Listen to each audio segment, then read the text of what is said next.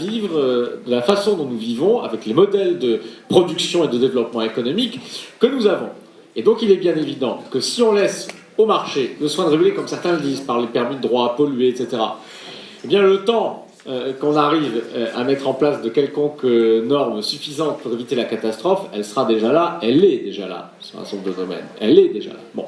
Donc, on sait qu'il n'a pas d'avenir, c'est une impasse écologique, mais c'est aussi une impasse économique. Alors, je vous fais l'impasse, c'est le cas de le dire, sur l'impasse sociale, parce que vous savez aussi ce qu'est l'impasse sociale. Néanmoins, c'est ça qui est important, le néolibéralisme a un avenir politique. C'est-à-dire que c'est ça la folie que nous vivons, et qui montre bien le déficit démocratique.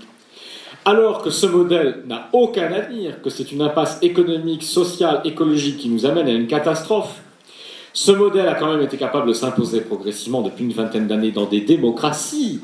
Ce n'est pas des fascistes qui ont imposé ce néolibéralisme. Dans des démocraties, c'est-à-dire dans des situations où normalement, quand la majorité des gens disent « mais ils sont fous », on change de politique.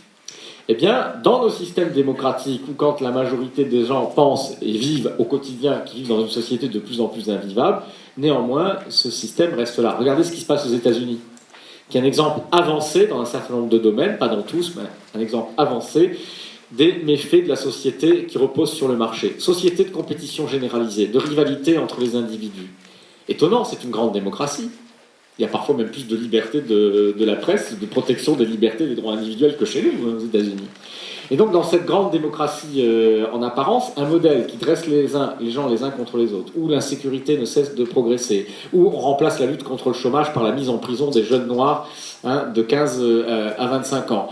Bref, dans une société violente, invivable. Pourquoi est-ce que les citoyens ne disent pas on veut autre chose?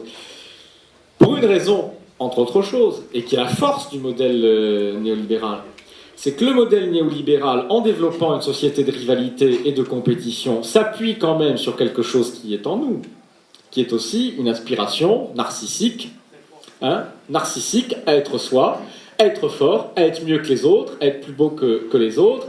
Et puis quand on a peur, quand on est dans une société de compétition généralisée, quand on nous a mis dedans, quand on ne croit plus qu'il peut y avoir de solidarité, quand on ne croit plus qu'il y aura un État, un commissaire de police, une sécurité sociale pour assurer la sécurité, qu'est-ce qu'on fait quand on est rationnel? On commence à se comporter comme un guerrier. Ben vous mettez, guerre de 40, vous mettez dans un trou d'obus un Français, un Allemand, tout seul face à face. Qu'est-ce qu'ils font ces deux cons? Ils se tirent dessus.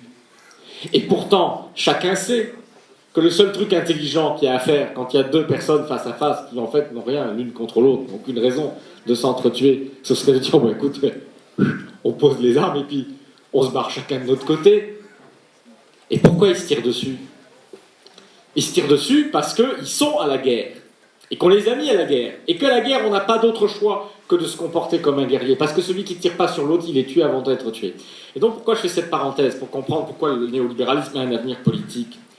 C'est qu'en développant une société de rivalité et de compétition généralisée, il transforme peu à peu les individus en guerriers les uns contre les autres. Il détruit les collectifs, il détruit les solidarités, il détruit dans la tête des gens l'idée qu'ils ne sont pas seuls, mais qu'ils sont membres d'une communauté politique. Et quand vous avez des gens qui ont ça dans la tête, et quand vous avez des enfants qui sont éduqués par des parents qui ont ça dans la tête, eh bien à l'arrivée, malheureusement, ça peut vous faire une société de gens isolés les uns des autres, apeurés, qui voit dans l'autre un adversaire, un rival. Bref, vous avez créé les conditions idéales pour que les gens soient des esclaves volontaires. Ça s'appelle la servitude volontaire.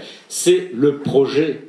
Bien évidemment, on voit bien quand on voit les nouvelles stratégies managériales dans l'entreprise, c'est ça. C'est transformer chaque individu en un rival de l'autre.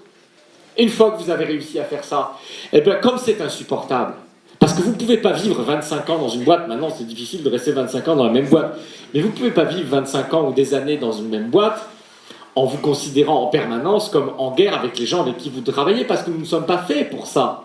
Ce qui est inscrit dans nos gènes, dans notre nature, c'est pas la guerre avec les autres, c'est aussi la coopération, c'est l'amitié, c'est la sympathie. Et donc, comme on met les gens en situation de vivre quelque chose qui est invivable, qui est intolérable, d'où la montée du stress, des maladies psychologiques, des dépressions, des suicides, etc. Eh bien, qu'est-ce qu'on fait finalement pour en sortir, pour survivre dans cette société invivable?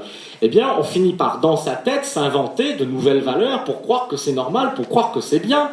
Et vous voyez des gens au SMIC qui sont sous-payés, parce qu'ils font des heures supplémentaires non payées, qui finissent par être fiers d'avoir fait des heures supplémentaires non payées, d'être fiers d'avoir atteint les objectifs, etc. Parce qu'on leur a mis dans la tête que c'était bien, qu'ils étaient dans une guerre, qu'il fallait se comporter en guerrier, et parfois c'est la seule chose qui va leur rester comme honneur, c'est justement d'avoir intégré les valeurs du patron et d'avoir fait les leurs. C'est ça qu'on veut faire.